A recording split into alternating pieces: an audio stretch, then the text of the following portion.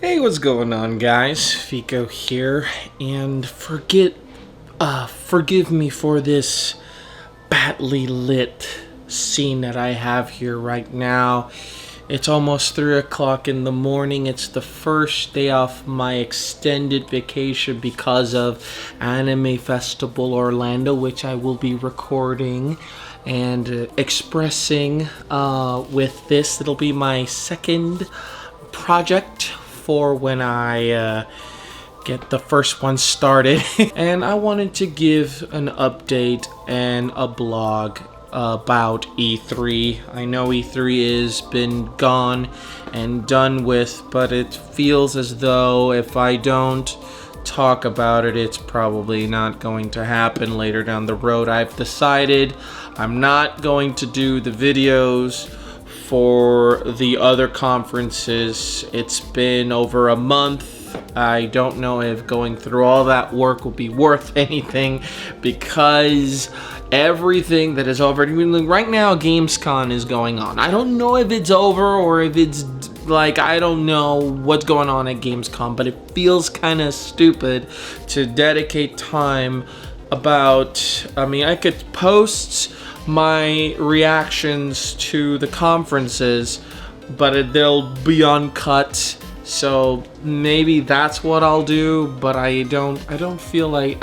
I can work and put all that effort to do all of these videos, and then, because it's kind of old right now. Being at E3 is just gone and beyond, but I figured that I wanted to talk about a few major things that I feel that I haven't brought up to anybody's attention, and I'm going to kind of go for them a little bit here and there.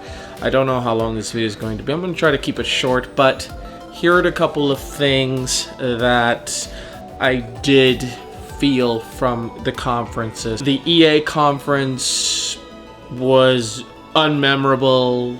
The only thing that caught my eye was the Andromeda teaser trailer for Mass Effect Andromeda. I had already seen it before the conference, so it wasn't worth watching again. It was like they didn't say anything. It was just a CG trailer. And the Battlefront, the footage of Star Wars Battlefront, it looks really cool. The Ubisoft conference also was quite unmemorable. I'm trying to remember things, but all I can think of is, oh, there's a new Assassin's Creed. Yay, they showed this character. And then in the PlayStation conference, they'll show the other character because they're twins now. They're twin assassins. Not much detail of any of that. Gamescom has a lot more details on the differences between the two brother and sisters, the siblings. Then Ubisoft still talking about The Division. Nothing new. Still talking about, oh God, I don't know. It's just like crap they pull out of there. It's like, oh, the big announcements. It's like Ghost Recon. Ooh, it's open world. Now it's open world Ghost Recon. That's it. So they brought up a franchise that was not heard of, Rainbow Six, and then they did it again with Ghost Recon. So next year you're gonna get a Splinter Cell game. You watch. They're going to announce another one. Or Watch Dogs 2, or they'll still keep talking about The Division. Seriously, that conference was unbearable. Aisha Tyler regressed again to cringe-worthy moments that weren't funny. She was still over-exaggerating everything she was doing, and she was annoying. I kind of gave her some rope last year, because I knew she was going to be there, but now all of a sudden she's back and she's just regressed to bullshit. PlayStation conference, the Sony conference, that didn't win E3. There was a ton of CG footage, and kudos to them spoiling everything before the conference starts. A bunch of moments, still talking about Destiny, still talking about games that weren't out. I do like the games that they did announce, the indie games.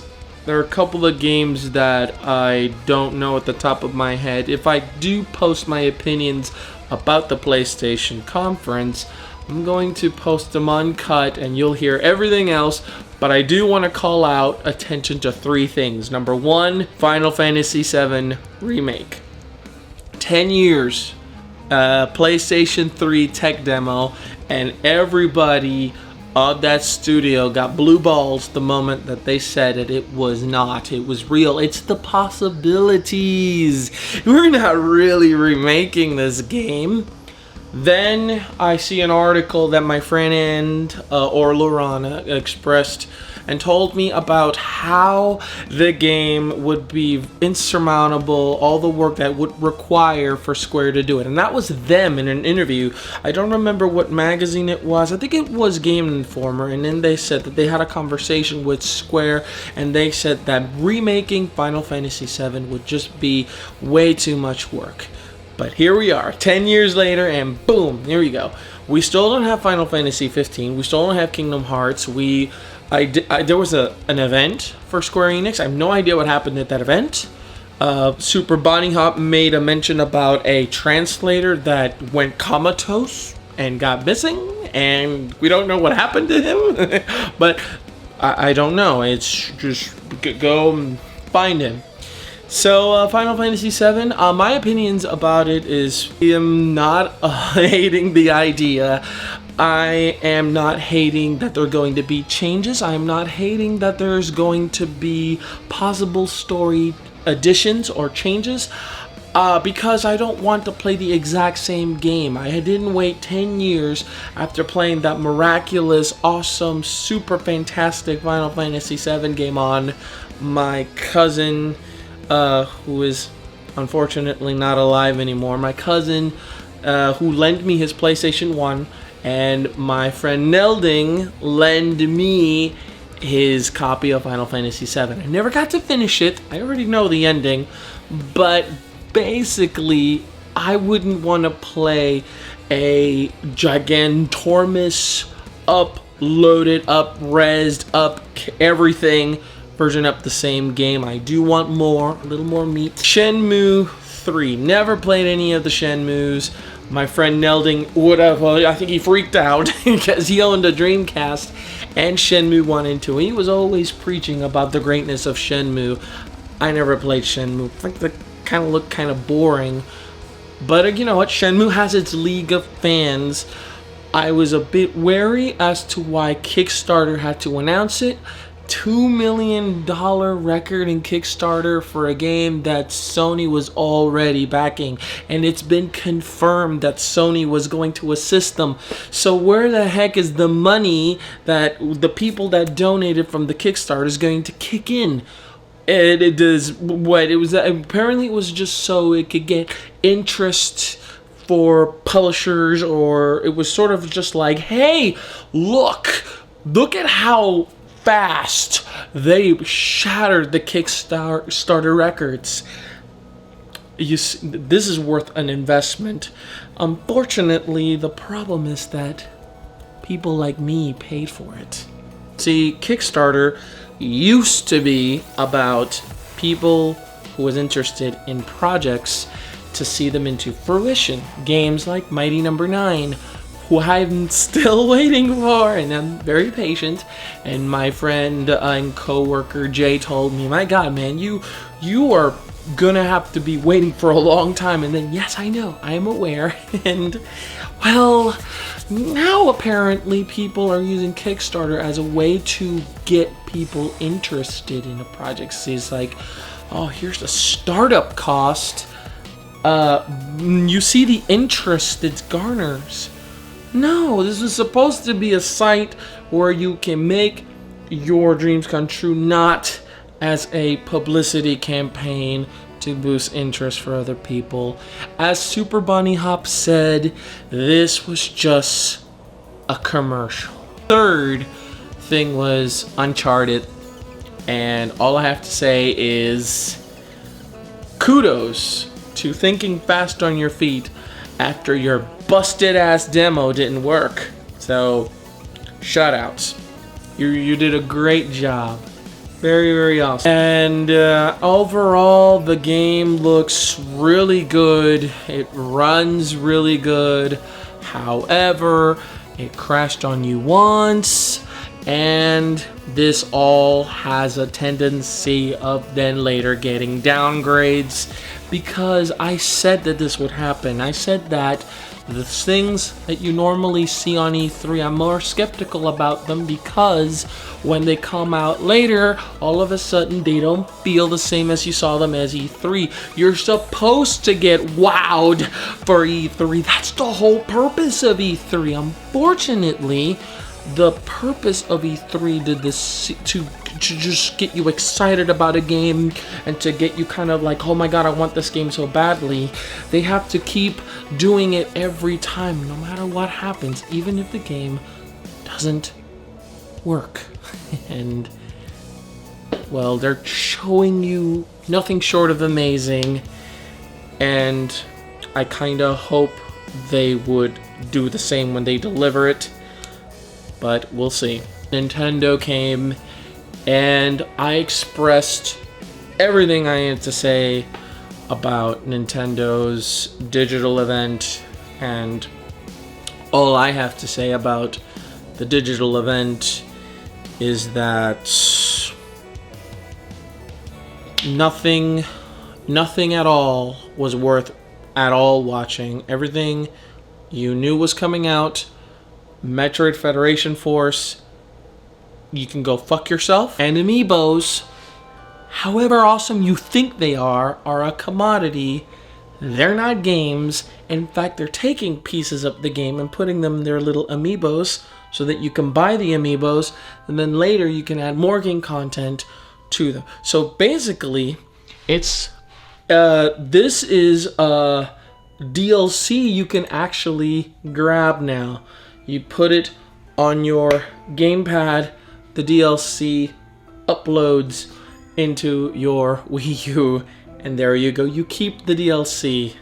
It's like a nice little one. Pretend that this is the Yoshi that will make the Yoshi in Yoshi's Woolly World change into the Mario Yoshi or the Samus Yoshi, and not add a single new thing to it.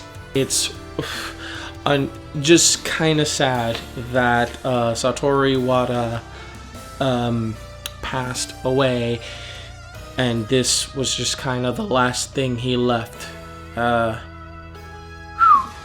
Very, very disappointing. I mean, of course he couldn't be there, but this is just kind of this is just not a good way to, like, I hope that this new thing that they did serves as a we'll never do this ever again.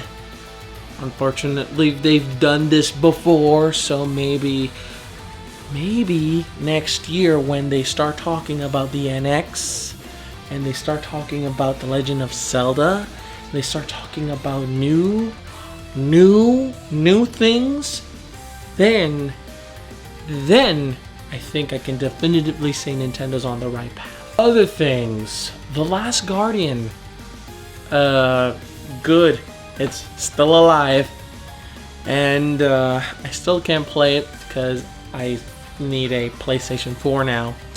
When will it come out? The world may never know. Everything else is in the videos, so if you guys want to see those videos, post down below. Just so you know, I am going to try to kind of just cut pauses on them, but I'm not going to be intersplicing gameplay footage, and it would take too long to do. Or I might just upload them just straight, because it's like I said, you know, it's been way too long, and I would love to get to other videos so that I can do more.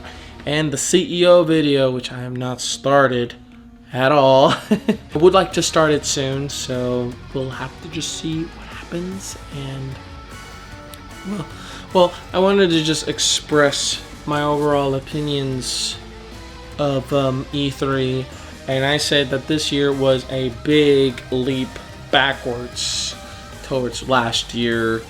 I mean, don't get me wrong, last year wasn't all that good either, but this year it felt like it was a repeat of last year with a little bit more to offer. There are a couple of games that did attract my attention, but overall, this stands as the proof of why I didn't get excited for E3. I got excited for a few games when I saw them, but overall, in its entirety, I just did not get wowed. Yes, I'm excited about Doom. I am excited about Fallout 4. I'm playing Fallout 3 again on PC, and I cannot stop playing, and I am most definitely gonna wait till a little bit till the game comes out, and here till maybe it'll patch it up a little bit, because I do not want to run into the same bullshit I ran into New Vegas when it came out, and the dude's head was spinning. That was kind of like circular, and it was very, very weird, and I did not want to repeat that again. But me personally, I'm very excited for a few games, but mostly everything else, I did, the good things, they were spoiled before the event, and I didn't get to see the conferences before those things were spoiled to me. So now it feels like E3 isn't even worth watching anymore, because you're just constantly already getting told about everything. I know the internet spoils a lot of things for you, and everybody's just itching to tell you first about everything. Unfortunately, ladies and gentlemen, regardless of everything that was spoiled and all the excitements and all the promises, it still feels kind of empty and insignificant, because games that they are talking about now, you will not see them until later. And I know that's part of what they're trying to promote. E3 is supposed to get you excited about the future, but it also is giving you things that aren't the way they're supposed to be. Hence the HoloLens demo and other games that look really, really amazing, but they don't provide any information about anything on the demos. They just show you the gameplay, and there you go. Done. Go to the next game. I mean, and I know that they can't stay and linger around because it would make the conferences way too long, but here's a thought. Why not just condense the conferences and not talk so much bullshit around them, and just show the games, skip the demos, skip showing this thing and then again with the game, just show the game how it works. Show us games, not CG, not promises, not teasers, just show us. If it's ready, just give us a show and show us what is about the games. So this is going especially to you, EA, because you just give us teasers and demos, like, oh, this is how the game's going to be, this is how the game's going to be, this is how the game... But the more that I thought about it, the more I realized that E3 is a commodity right now. It's an obligation. You have to do E3, or else you won't get anybody excited, because people need their stupid little fix for their conferences now. But overall, it's really just a lot of festivities, and they all signify nothing. You're only enjoying E3 if you're actually there, where they try to get you convinced to write positive stuff by giving you things like knickknacks and swag and plastic figurines and all that other jazz, which makes absolutely no difference at all to whoever is not there. But overall, the announcements, my overall review of E3 is this. There were a couple of moments that I did get excited. A lot of time that passed on that I didn't get excited. And there were moments where I was just like, please shut up. Please shut up. That would be almost the entire Nintendo digital event.